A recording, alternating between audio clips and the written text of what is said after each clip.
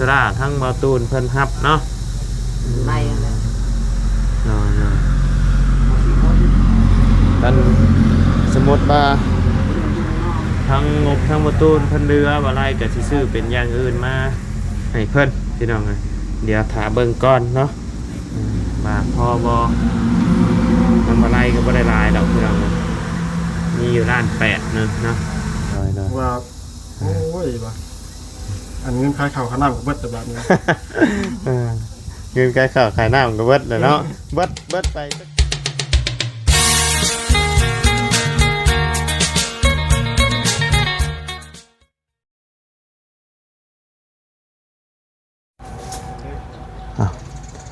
ทักทายกับสบายดีเนาะพ่อแม่พี่น้อง FC เบิร์ดสุขุสู่คนเพราะว่าอยู่ในต่างประเทศก็ยินดีต้อนรับเข้าสู่ช่องบ่าวไร่พาลุยคือเก่าพี่น้องพบเจอกันเมื่อนี้ก็อยู่ทั้งบ้านเฮือนของน้องดาวน้องไซบ่าวบุญคงเพิ่นคือเก่าเนาะพี่น้องเมื่อนี้ทั้งสร้างเพิ่นก็มาลงมือขึ้นโครงหลังคาแล้วเนาะพี่น้องแต่ว่าทางน้องไซนี่ยังมาบ่ฮอดเนาะพี่น้องกำลังเดินทางขึ้นมาครับอาจารย์ลาวเนาะเห็นทั้งบ่าวบุญคงเพิ่นลงไปฮับเอาบอกเมื่อเช้านี่พี่น้องไปฮับเอาน้องไส้เพิ่นเนาะอยู่เผาเฮือนก็คือสิยังเดือแต่ทางน้องลาวเพิ่นนี่แหละพี่น้องเลยเงียบเหงาอยู่ประจักน้องไส้ไปนอนหลายมื้อเติบไปนอนช่องคืนบ่ด้วยจะคืนนี่แหละพี่น้องน้องไส้เพิ่นไปมื้อวันศุกร์ประมาณนี้แหละเนาะพี่น้องเลยไปเดี๋ยวเข้าไปหาทั้งไอ้สร้างเพิ่นก่อนพี่น้องเลยเฮ็ดไปฮอดใส่แล้วเนาะพี่น้องเอาสบายดีเด้อทั้งน้องดาวนะสบายดีตู้ว่ามันคงลงไปแต่เช้าผู้บ่9 โมงลงไปหับน้องไซเนาะไปกับน้องไว้พร้อมเป็นได้น้องแต่ทั้งน้องไซบ่อยู่เงาอยู่บ่เงาเนาะคิดฮอดได้เนาะเคยนอนเคยอยู่น้ำพี่น้องเลยเพิ่นบัดบ่อยู่จักคืนเพิ่นไป2เนาะเพิ่นก็โทรมาหาทุกคืนอยู่บ่โทรมาหาคุมื้อจะบ่ได้ถามบ่ว่าเพิ่นคิดฮอดบ้านอยู่บ่บ่ได้ถามยันว่าให้คิดฮอดบ้านบ่ได้ให้บ่ได้ให้เนาะไปบ่ไปหมกม่วนเนาะเนื้อไปโดยเป็นครั้งแรกของน้องไซเพิ่นพี่น้องไอที่ได้ลงไปสวรรค์เนาะสวรรค์เซโนแล้วก็ได้ไปหลายหม่องหลายบ่อนโยพี่น้องเอ้ยไปวัดมหาโศกแล้วก็วัดแล้วก็ไปธาตุหินหังเนาะธาตุหินหังไปหลายวัดโยพี่น้องเอ้ยธาตุโพนน้ำบ่ไปแคมป์คลองน้ำเนาะใหญ่ไปน้ำเอื้อยเด้อเจ้าก็เด้อใหญ่จังไปเด้อกินฮอดเอื้อยบ่กินฮอดเอื้อยอยู่บ่เช้าเนี่ยนะบ่เป็นไข่เช้าเลยเนาะเมื่อนั้นคนไข่ยามเพิ่นซักใส่ไข่แต่ยามซักยาเนาะโดยหนวดเห็ดยังครับพี่น้องซอยสร้างเอาไม้ขึ้นนะคือเห็นทั้งบ่าวตูนเพิ่นมาแจ้งข่าวดีบ่เพิ่นมาแจ้งอย่างแน่นะชื่อสังกะสีบานประตูไม่ชราบ่ยังมีเรืออยู่แต่ว่าไม่ชราอยู่นี่ก็เรืออยู่เนาะก็น้ำบ่อไร่กับมีอยู่ล้าน8นั่นแหละคันว่าขาดเรือยังกระบอกเด้อเพราะว่างบทั้งวาวตูนเพิ่นก็มีจักล้านน้ำบ่ตูนมี8 ล้านบ่มี8 ล้านเนาะเบิ่งน้ำบ่ตูนก่อนพี่น้องเลยอันข้างในขาดเรือมองในบ่ไร่จังสิชื่อมาให้พี่น้องเลยน้ำบ่ไร่มีอยู่ล้าน8พี่น้องยังไงอยากนอนบ่ฮอน อยากนอน กินข้าวเลยจ้ะกินข้าวแล้ว กินแหละ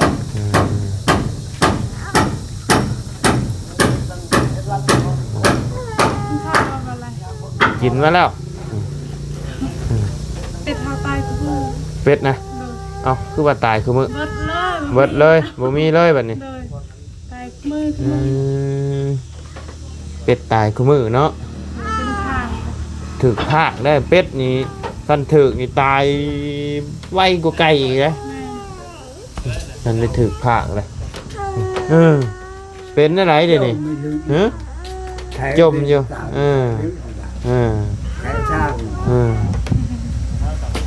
เป็นอยู่ยากบ่ฮ้อนบ่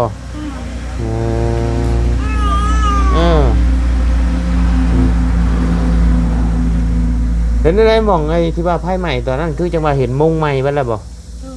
ชอบแซมใหม่บ้างแล้วเนาะ น้องสาว อ๋อเพิ่นสิมาเปิดห้านขายคือเก่าบ่ มูฮูคือกัน อืมแต่ว่ามุงแล้วเนาะอืมคิดว่าเพิ่นสิม่างแล้วไปปลุกหม่องใหม่เฮ็ดอยู่หม่องเก่าเนาะ บ่มีดินนะ บ่มีดินเลย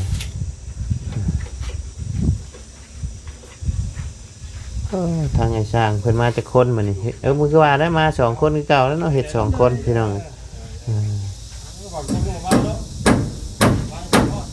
โอ้บ่มันคงกับเพิ่นละช่วง 4-5 โมงเพิ่นละฮอดเพิ่นโทรหาอยู่ว่าเพิ่นฮอดไสแล้ว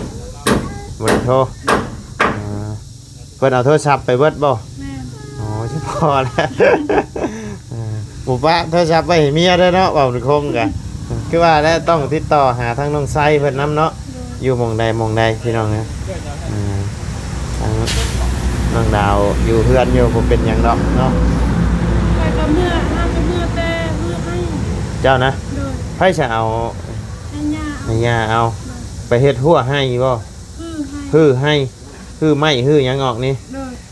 บ่แม่ให้ โอ้ยตัวใดมันบ่ไหม้เฮาก็จูด เลย อ่า ต้องเดียวกับคือ เพิ่นเฮ็ดแปลนคักกะดีได้ทางนี้จูดแปลนกวาดจนเกลี้ยงคักกะดีนี่ว่ะ ไปตอนแรงเนาะไปบ่ได้แดด แดดช่วงนี้เฮ็ดเวียกอย่างเงี้ยเฮ็ดได้แต่ช่วงเช้าแดดเฮ็ดแต่ช่วงเช้าเอาพี่น้องเอ้ยเพราะว่าแดดช่วงนี้นี่ป๊าเป็นตัวตายดีเด้ขนาดอยู่ในห่มนี่ก็ยังเหืออะไรรุดยามฮ้อนพี่น้องเดือน4เดือน5นี่ฮ้อนเลยล่ะอยู่ยากมันยามหนาวกันหนาว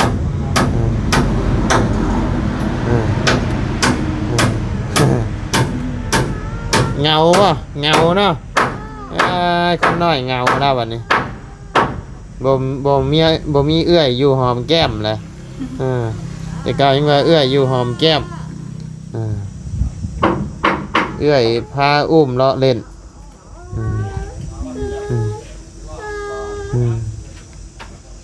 อยู่ยากบ่จักอุ้มเพิ่นอึดอัดบ่จัก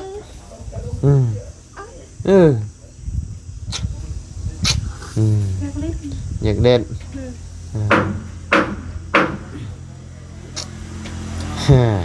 ยิ้มเก่งไงนี่ยิ้มเก่งไงนี่คนน้อยๆนี่เนาะ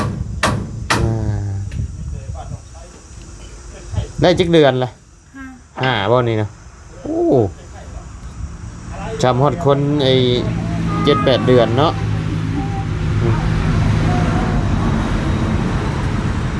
5 เดือนพี่น้อง5 เดือน6 เดือนเนาะ เดือนซ้ำเน่า เพิ่นเริ่มคว่ำนะบ่ ความแต่เป็น คว่ำได้เลยเนาะคว่ำแล้วก็เริ่มปืนเริ่มคานไปแล้วบัดไล่เอาแล้วบัดคานได้นะ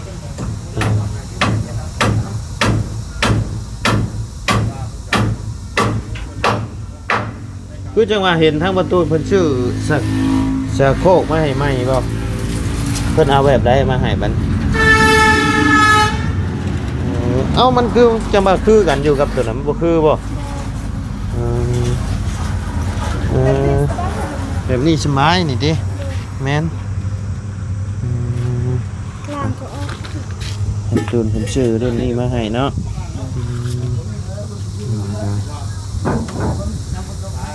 ใช้หูลงทางไหนหูลงทางนี้บ่ลงอยู่พี่บ่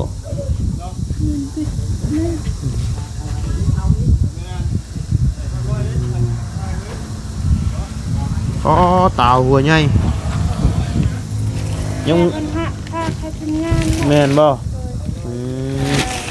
เพิ่มกับประตูเอาไปอยู่นี่แล้วได้ทำงานมากินน้ำกัน เพิ่นสิแกงบ่เต่าหัวใหญ่พี่น้องเอ้ยปัจจุบันไอ้เน่าบ่ได้ปะจักมันก็เน่าไว้อยู่บ่ บ่เคยเห็น เจ้าบ่เคยเห็นบ่อยู่บ้านเจ้าบ่มีบ่ชงสิมีแท้อยู่ภูอยู่หยังโอ้มีแถวนี่เนาะแถวอื่นบ่มีพี่น้อง บ่นั่นบ่ได้เอาแต่ โดยย่อยอยู่ดีเนาะกินนี่ก็สิคล้ายๆแบบยอดหยังยอดข้าวยอดหยังนี่แหละออกหวานๆพี่น้อง ยาแก้มบ้านก็ยังบ่ได้ซิมหมดนะ บ่ยังบ่ได้ชิมเบิดก่อนมันหวานเด้ เพิ่นกินก่อนเลย เจ้ายังบ่ได้ชิมครับ โดย เอาแกงแล้วแหละนี่ก็เอาแกงแล้วแหละสิเป็นหยังเอาเฮ็ดกินรสป้าไว้มันก็สิเน่าเยี่ยมนเน่า อันแก้มนั่นน่ะสองอัน เอาเฮ็ดกินรสจังหน่อยป้าไว้มันก็สิเน่าเพราะว่ามื้ออื่นนี่ก็สิเดินทางกลับบ้านแล้วมื้ออื่นลุงเฮิมเดินทางมื้อนี้ไปเดินทางมื้ออื่นกับลุงหนวดบ่าวบุญบ่าวตูน คืนก็มื้อ แม่นเดินทางมื้ออื่นเพราะว่าอยู่บ้านโคกใหญ่มีงานบุญบั้งไฟประจำปีนะ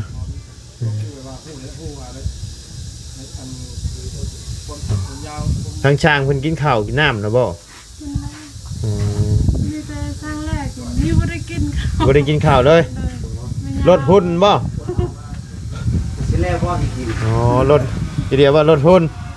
แม่ยาว่าสร้างนี่บ่ได้เปลืองข้าว เนาะ ดีแล้วจ้ะบ่ยากเฮ็ดอยู่เฮ็ดกินเตรียมไม่ให้เนาะอ่า ข้าวเปลืองนะ โดย ตามนี้ เห็นได้พักพรบ่บัดนี้ ตามนี้บ่ได้กิน เอาสบายดีเด้อ ได้น้ำจัดจัน โด เลย ยเออ อิ่มแล้วอิ่มแล้ว ทางช้างนี่กินแต่น้ำเนาะอีหยังค่ะนี่ กิน โอ้กับข้าว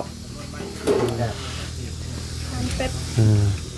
เค็มเกลือ อาหารเป็ดกินแต่เป็ดช่วงนี้เพราะว่าน้องดาวเพิ่นว่าเป็ดตายตลอดเลยช่วงนี้ ติดผักเนาะเออสร้างได้จะสร้างได้ก็สิได้กินแต่เป็ดนี่แหละช่วงเออ เงินนั่นกิน ยังใครก็จำแจ่วพริกแล้วเนาะเออ กินเกิดทำสัญญากิน เออ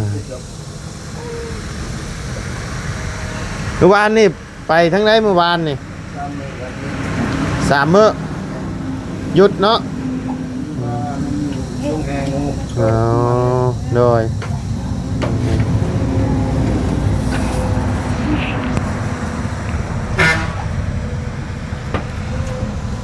ใส่แบบเสียบไพ่เอาบ่แบบไอ้ใส่แบตเตอรี่เอามันกระทนอยู่บ่อะมันก็แห้งบ่ บ่ได้รักใช้ มีระบบกระแทกนำบ่นี่ บ่มี บ่มี ราคาจักพันนี่ 500,000 500,000 กีบ เบิ่งฮะลองดูแห้งบ่อันนี้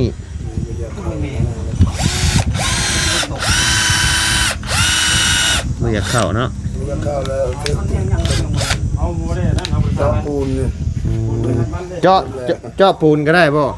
เอามันมีตัวเจาะปูนก็ตั้งหากบ่แม่นบ่แต่ว่าจะเอาไอ้ลูกหมูตัวนี้เจาะ บ่ได้แก้ไขใช่ไหมมีการเที่ยวเพื่อน มันก็บ่เข้าแล้วอ่ะอันนี้ตัวเจาะไม้กับเจาะปูน หมดแล้ว เจาะไม้เจาะปูนเจาะเหล็กต่างหากไหนอันนี้บัดเจาะไม้เจาะเหล็กเจาะปูนอันนั้นกันเบิด ยังก็มีเลย น้อย เลยมาครบ อืม กระเทินกังเว้นอยู่เอาแล้วกระเทินพากันนี่เลย ขมังเนี่ยเนาะอ่าขึ้นหลังคาเนาะมื้อนี้เนาะขึ้นโค้งบ่แม่นขึ้นหลังคาขึ้นโค้งพี่น้อง ได้กัน มื้ออื่นมุงนะมื้ออื่นเนาะ ก็สังสีมาที่เช้าเลยมุ่ง หน่อย ก็ท่าแต่ ไม่หนี สังสี ไม่หนีพ่อว่าค่ะ เนี่ยมองนี่เฮาต้องก่อกั้นอีกว่าเนี่ยก่อชุดเลยบ่ แต่ว่าเราจะเอ็ดตั้งเทิงก่อนอย่าตกทะเลยังเอาเอ็ดได้ โดยแม่นมุงทั้งเทิงก่อนเนาะโดย เอาเอ็ดได้ โดย เราไม่ได้มุ่งงานนี้มันทำมาเลยมันตก โดย ทำมัน งานเข้าลายได้ช่วงนี้ได้เจ้านี่ เข้าไล่ที่ว่าได้การนำให้สักเขาให้ จักเขาให้อีก วันบ่ฮอดทิศดอกสักให้ โดย บ่ได้พักตรงนั้นเลยมันบ่ฮอดทิศดอกตอนนั้นแหละสำคัญเลย โดย แบบเรียกงานเสียยาบ่ยังบ่หาข้าวคนให้เสียก็ได้ โดย ไปก็จะทันเลยจังบ่ได้ไปเลย โดย บ่ได้ไปหาช่วยมันด้วยหมดแล้วตอนนั้นแหละก็มัน จักอะไรปลูกมันจักอะไรนำเข้าเนาะช่วงนี้เนาะ เขา ช่วงฤดูปลูกพี่น้องเลยช่วงฤดูปลูกพังยามเก็บเกี่ยวกับพ่อเนาะเห็ดบริยูบริเช่าเลยพี่น้องเลยเห็ดไอสวนเห็ดไห่นี่ปลูกแล้วเก็บเกี่ยวแล้วต้องไปทางไปลื้อไปทำความสะอาดโจดอีกพี่น้องเลยปลูกแล้วโอ้มีแห้งบัดยัง เสียยา เชียร์หยาอีกเชียร์หยาแล้วแล้วมีแห้งบัดยังนะแนวอื่นอีกเพิ่มไปเรื่อยๆได้พี่น้อง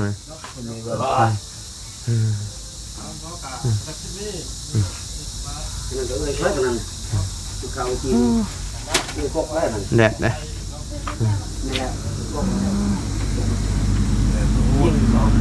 ทั้งเบาตูนก็มาสิชื่อมาให้มือได้ใช่มืออื่นบ่โดย กับภาษาลาว โดยสังกะสีกับผาสุราทั้งเบาตูนเพิ่นฮับเนาะในกันสมมติว่าทั้งงบทั้งเบาตูนเพิ่นเรืออะไรก็สิซื้อเป็นอย่างอื่นมาให้เพิ่นพี่น้องเลยเดี๋ยวถาเบิ่งก่อนเนาะว่าพอบอมันอะไรก็บ่ได้ลายดอกพี่น้องมีอยู่ร้าน8นึงเนาะงบเฮ็ดของครัวของน้ำน้องไซเพิ่นเบิ่งโครงหลังคาสร้างเพิ่นขึ้นก่อนพี่น้องเลย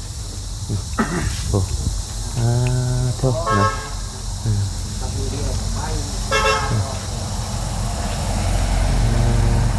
นี่นะก่อนพี่น้อง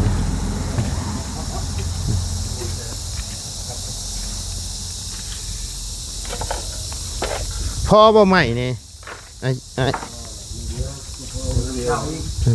ต้อง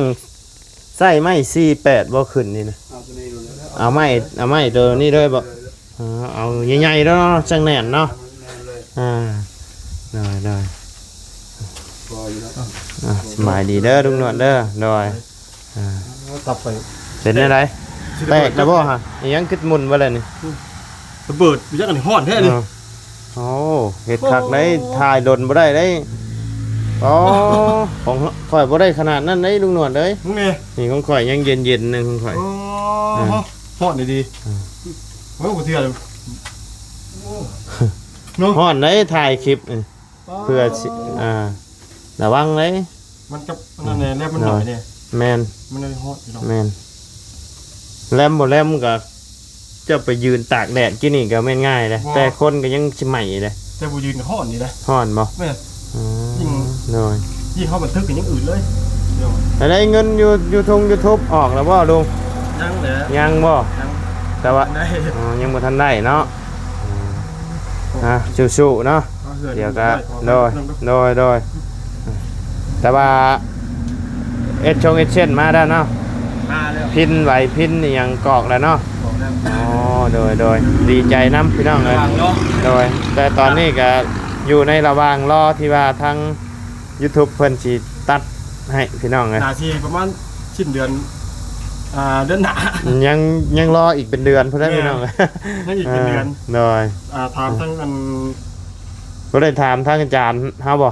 ถามมันแล้วมันว่า อ่า เราว่าสิ้นเดือนหน้า โอ้สิ้นเดือนหน้าเนาะ ค่อยต่อไป โดย